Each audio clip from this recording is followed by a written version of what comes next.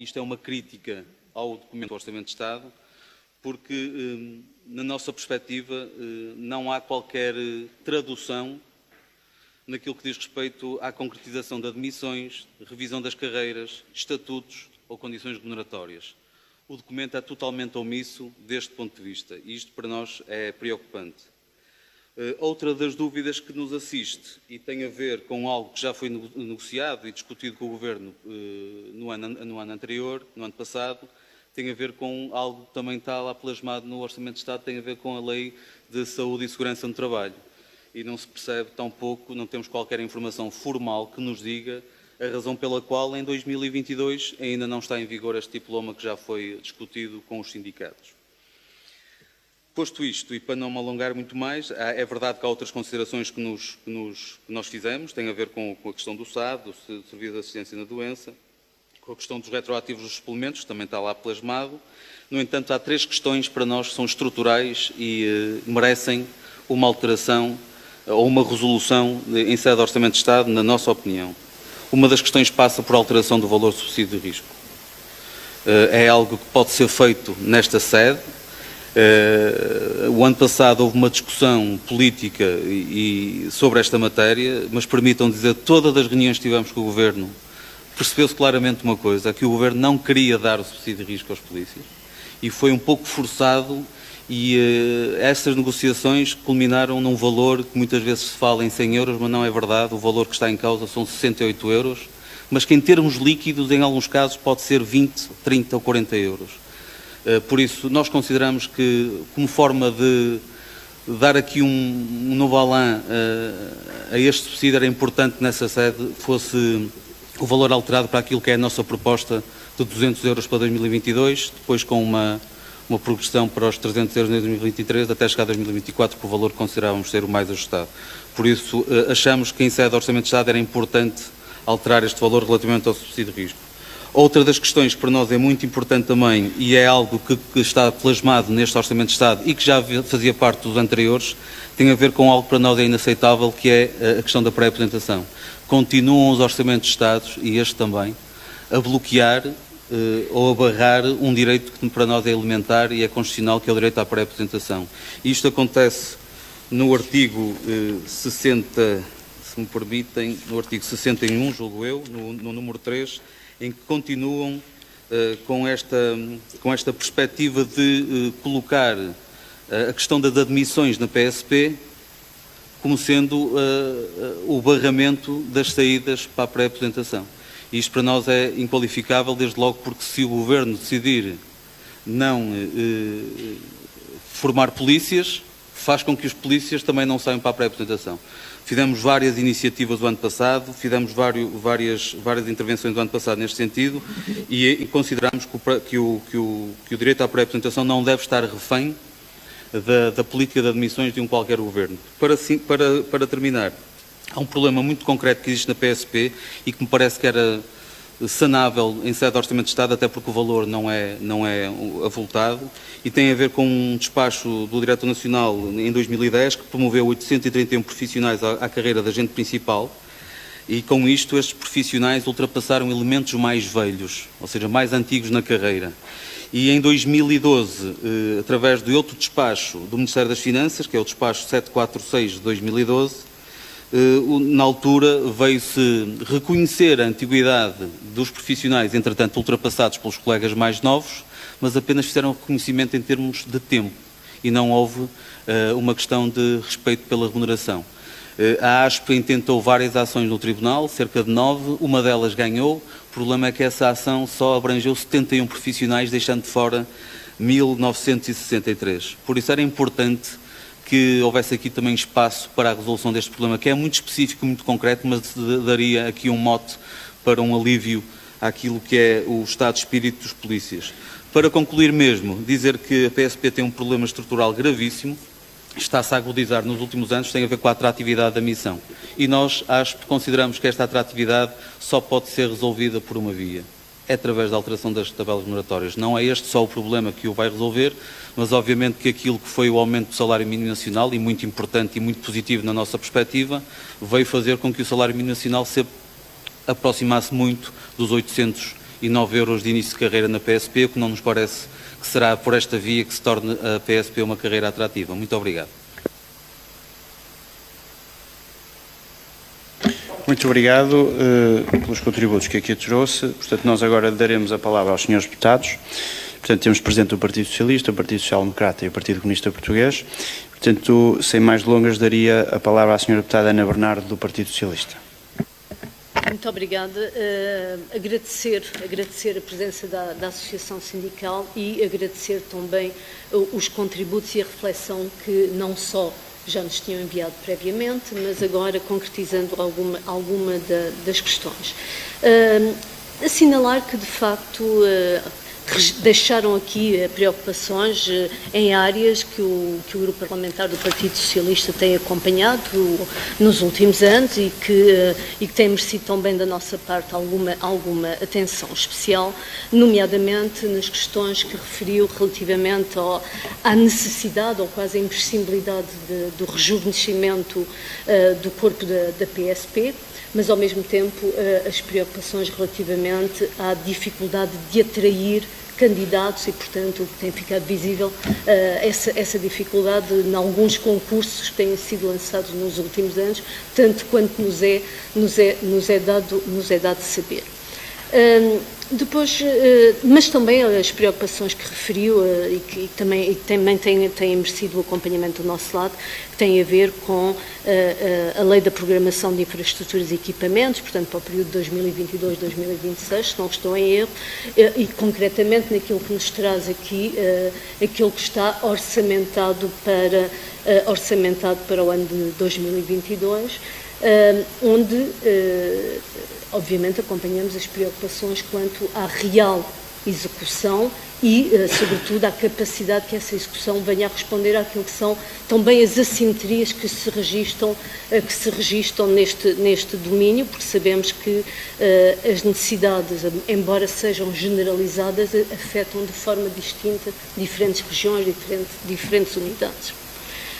Gostaria de lhe colocar uma questão sobre um aspecto que referiram, que tem a ver com o subsídio de risco. Foi uma matéria que, como muito bem referiu, já esteve em discussão e já no âmbito da anterior legislatura, que envolveu diferentes momentos. Eu gostaria de lhe colocar uma questão que falou numa proposta, se eu bem entendi, da Associação, de uma possível atualização gradual no tempo, no fundo, caminhando para o valor que a Associação considera ser o valor mais justo, mas admitindo que essa atualização possa ocorrer no tempo. Em tempos, esta posição não era uma posição que reunia total consenso junto das diferentes associações, saber se de facto se tem havido alguma evolução nesse sentido, e nomeadamente se tem havido alguma evolução em termos negociais. Muito obrigada. Muito obrigado, Sra. Deputada. Daria então a palavra ao Sr. Deputado Alexandre Simões, do PSD. Muito obrigado, Sr. Presidente. Queria começar, Srs. Deputados, queria começar por agradecer a presença da ASP e dos profissionais da PSP, saudar as propostas, nomeadamente as preocupações que aqui foram acarreadas ao Parlamento, em sede de Orçamento de Estado.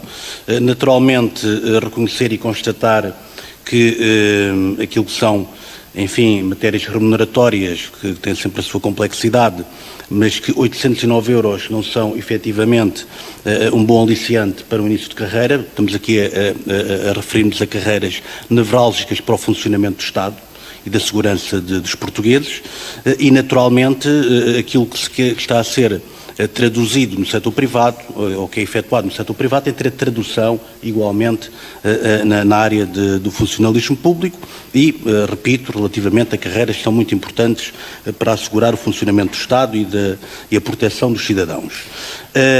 Há aqui um aspecto que sei que tem sido trabalhado e que estamos a acompanhar também, demos esse contributo no âmbito do subsídio de risco, estamos disponíveis para acompanhar e encontrar uma solução a contendo das preocupações manifestadas pelos profissionais e pela ASP, no caso concreto, e, portanto, naturalmente estará dependente um pouco também daquilo que é, enfim, havendo uma maioria parlamentar, da posição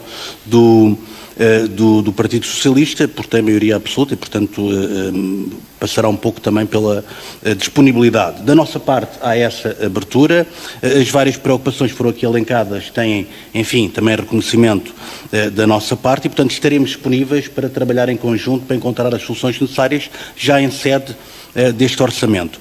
Quanto à questão que aqui foi referida, de haver uma progressividade na atualização do subsídio de risco, parece-me ser uma solução até bastante vantajosa, por forma a tornar execuível precisamente a concretização dos vossos intentos. Portanto, deixava aqui a nossa disponibilidade e congratular-me e agradecer uma vez mais a presença e a manifestação e a apresentação das propostas por parte da ASP. Muito obrigado, Sr. Presidente.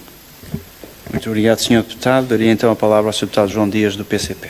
Muito obrigado, Sr. Presidente. Sr. Presidente, Srs. Deputados, cumprimentar e saudar o Sr. Presidente e os Srs. Vice-Presidentes por terem estado aqui e, desde logo, dizer-vos que o PCP reconhece aquilo que tem sido a intervenção da ASP em defesa dos trabalhadores que representa e o facto de terem vindo aqui trazer estes esclarecimentos que até já nos tinham feito chegar revela bem aquilo que é a intervenção clara desta importante estrutura. De facto, tocaram aqui temas que são muito importantes e que o PCP, independentemente daquela que é a arrumação de forças atual na Assembleia da República, não deixará de apresentar propostas de alteração a este Orçamento do Estado, porque elas, independentemente da conjectura política, elas fazem todo o sentido que sejam apresentadas. E quero-vos, desde logo, dizer relativamente a esta questão da alteração do valor do suplemento de serviço e risco, em que o PCP já deu entrada de uma proposta, também ela progressiva, sendo ela faseada, mas procurando um montante fixo de 350 euros e que venha a chegar em 2023 aos 400 euros. Ora, esta progressividade vem, acima de tudo, fazer jus à ambição que a própria Associação tem apresentado, mas, acima de tudo, fazer jus àquela que é a perigosidade e a penosidade que caracteriza o exercício destas funções de manutenção da segurança. Quero-vos também dizer que temos uma outra preocupação que de facto entendemos que a atratividade do exercício não é feito pelo condicionamento que está colocado em termos da saída, nomeadamente para a pré-aposentação. E, nesse sentido, também apresentaremos uma alteração ao artigo 61, ao número 3 do artigo 61, simplesmente eliminando. Esta alteração é fundamental, porque, no nosso entender, a atratividade do exercício dos agentes de segurança, naturalmente, passa por valorização de salários, por valorização das carreiras, pelas condições de trabalho, nomeadamente até em termos de conforto, de habitabilidade, que isso sim permite o rejuvenescimento e permite que a carreira seja atrativa. É do mais injusto que se coloque o problema da falta de efetivos através da limitação ou do impedimento do acesso a direitos que estes profissionais têm consagrados. Isto é algo que é inaceitável. Já tinha o PS e o Governo, já tinha condições políticas, porque o PCP já tinha esta posição, e agora ainda mais condições políticas tem para poder corrigir esta situação, porque tem maioria absoluta. Há aqui uma situação que também é de certa forma incompreensível, tem a ver com, de facto, a situação da não existência de um regime de higiene e segurança no trabalho. Ora, nós estamos a falar de uma profissão que é reconhecido o especial risco e penosidade e que, de facto, os avanços que foram feitos para as mais diversas profissões, em termos do reconhecimento, de criar um acompanhamento de higiene e segurança no trabalho e não existir para uma profissão em que isto é reconhecido, é algo que deixa muito a desejar e, portanto, nós também teremos aqui uma especial atenção e equacionamos apresentar também uma proposta que estamos ainda a analisar em que moldes, mas que é importante que seja reconhecido este especial condições de termos um regime de higiene e segurança no trabalho. E quero só deixar aqui também uma outra situação que não foi aqui aflorada, mas que o PCP tem preocupações. Tem a ver com as contribuições para os beneficiários, neste caso do subsistema da SAD.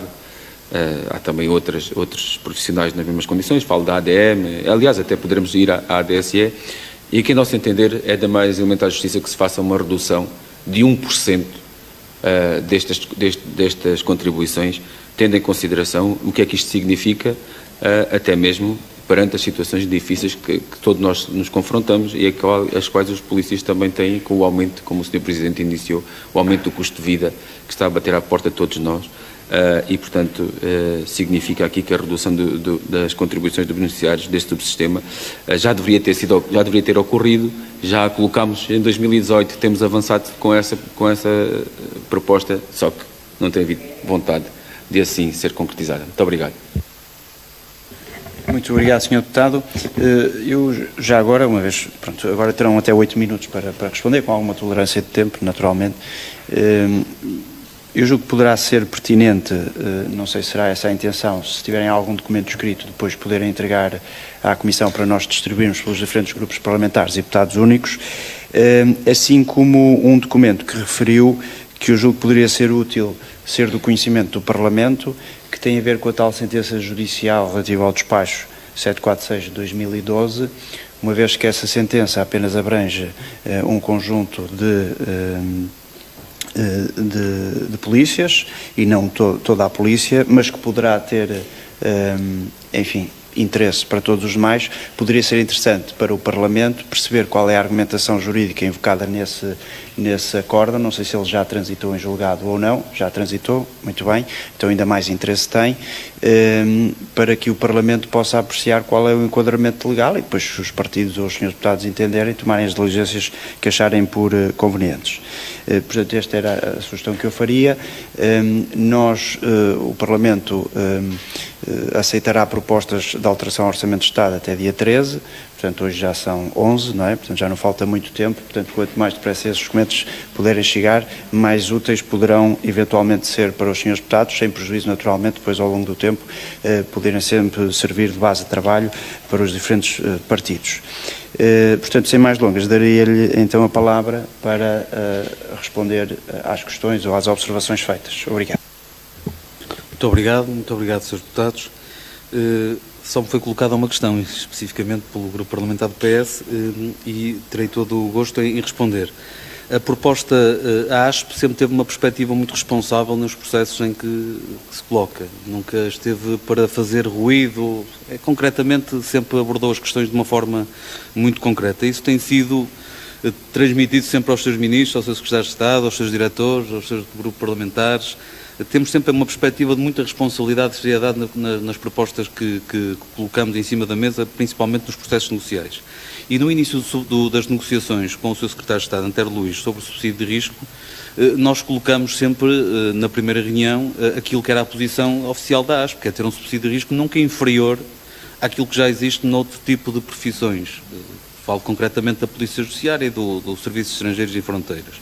Mas nós tivemos ali uma perspectiva de poder alterar o paradigma da nossa posição, tendo em conta aquilo que era a dinâmica da própria negociação. E percebeu-se claramente, logo ao fim da primeira reunião, que a disponibilidade do Governo não era de atingir esse valor, nem tão pouco metade desse valor. E é nessa perspectiva que, juntamente com a APG da GNR, que é a maior estrutura associativa da Guarda Nacional Republicana, apesar de estarem muitos outros sindicatos da PSP e também da GNR, mas a ASP percebeu claramente que não poderia continuar na intransigência de manter um valor que logo à partida se percebia que não havia disponibilidade nem política e também e várias vezes invocada orçamental. Por isso é que nós avançamos logo a partir da segunda reunião para uma proposta conjunta com a APG da GNR. Os outros sindicatos não quiseram fazer parte desse processo, a responsabilidade é deles, mas a ASP, percebendo claramente aquilo que era a dinâmica da própria negociação, fizemos então uma proposta conjunta com a APG, onde apresentámos estes valores, 200 euros para 2022, 300 para 2023, até chegar aos 430, que era aquilo que idealizávamos para 2024. E este tipo de negociação não é virgem, se me permitem a expressão, porque o próprio suplemento das Forças de Segurança da PSP, que na altura era de 14% sobre o vencimento base, chegou até aos 20% do vencimento base também de uma forma gradual. Por isso, já conhecendo este historial de processos legislativos, demos então esse passo para, por um lado, não matar, permitam uma expressão, a negociação, mas também, numa perspectiva de responsabilidade, demonstrar a nossa forma de estar no sindicalismo, que era apresentar uma proposta que para nós era execuível e bastante responsável. Ainda assim, não tivemos a sorte de ter este acolhimento da nossa proposta, por isso é que nesta sede estamos também a tentar passar esta nossa proposta e para explicar à Sra. Deputada a razão pela qual nós mantemos esta posição, porque foi tomada nestas circunstâncias e mantemos esta posição porque queremos mesmo que este valor seja uma realidade, porque, se me permitem, os polícias da PSP, ao acolherem este tipo de subsídio neste valor, o estado de espírito é que foi mesmo de uma afronta. É este o estado emocional de quem viu este valor como sendo plasmado em lei. Relativamente às outras considerações e esta referência que foi feita agora pelo Sr. Presidente, permita-me dizer que no dia 25 de maio de 2001 a ASP enviou ao Sr. Ministro da Administração Interna, mas também aos grupos parlamentares, um ofício relativamente a este processo dos retroativos. Ainda assim, farei chegar ainda hoje ou amanhã à Comissão o documento novamente com o acórdão que deu lugar então a esta decisão.